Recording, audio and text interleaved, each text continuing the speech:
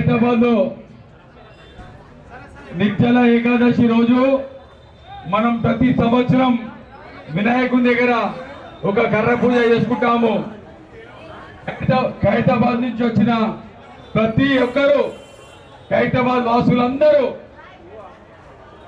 కుల మతాలకు రాజకీయాలకు అతీతంగా మనం ఖైరతాబాద్ లో వినాయకుని పూజ చేసుకుంటారు.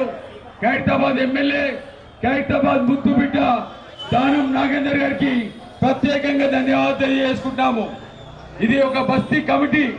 ఈ కమిటీ ద్వారా పూజా కార్యక్రమాలు ఈ రోజు చేసుకోవడం జరుగుతున్నది. ప్రతి ఒక్కరూ ప్రతి కులం ఈ ప్రజలు ఖైరతాబాద్ ప్రజలు ఆ భక్తులని మంచిగా దర్శనం చేపించి తీర్థ ప్రసాదాలు ఇచ్చి క్షేమంగా మళ్ళీ వాళ్ళ పిల్లలు వాళ్ళ తల్లిదండ్రులు కూడా ఇంటికి పంపించేదాకా ఈ ఖైరతాబాద్ ఉన్న ప్రతి ఒక్కరు కూడా చాలా కష్టపడతారు. మా ఖైరతాబాద్ బస్తీ వాళ్ళందరూ కూడా కులం లేదు గోత్రం లేదు, ప్రతి ఒక్కరు కూడా మా ఖైరతాబాద్ వాసులందరూ కూడా చాలా పెద్ద ఎత్తున ఈ సంవత్సరం 70 సంవత్సరాల వినాయకుడు ఉంటాడు. 70 సంవత్సరాల మరి పూర్తి చేసుకున్నాం. 1954 లో ఒక్క అడుగుతో మొదలుపెట్టిన శంకరయ్య కుటుంబ సభ్యులు ఇక్కడ వినాయకుడు పెట్టారు.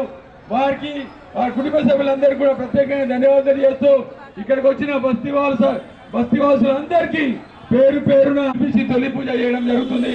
ఖైరతాబాద్ వాసులందరూ కూడా వినాయక చవితి వరకు ఈ జరిగే 100 రోజులు ప్రతి ఒక్కరు కూడా ఇక్కడనే ఉండి మనం దగ్గరుండి ఈ వినాయకుడిని సక్సెస్ చేయాలని నేను కోరుకుంటున్నాను. ఏ మనుషుల ఎవరు కూడా ఏం పెట్టుకోవద్దు. మనం అందరం కూడా అన్నదమ్ములా ఉందాం. అన్ని బస్తీ వాళ్ళం ఇక్కడ ఘనంగా చేద్దాం. ఈ సంవత్సరం దానం నాగేందర్ గారి ఆధ్వర్యంలో ఈ అధ్యక్షుడు ఈ కమిటీ పాటలు రాశారు. వినాయకుడి పేరు మీద ఓం నమో గణేశాయ అని ఒక స్లోగన్ రాశారు. మనం ప్రతిరోజు ఈ స్లోగన్ పెట్టడం జరుగుతుందని తెలియజేస్తున్నాను.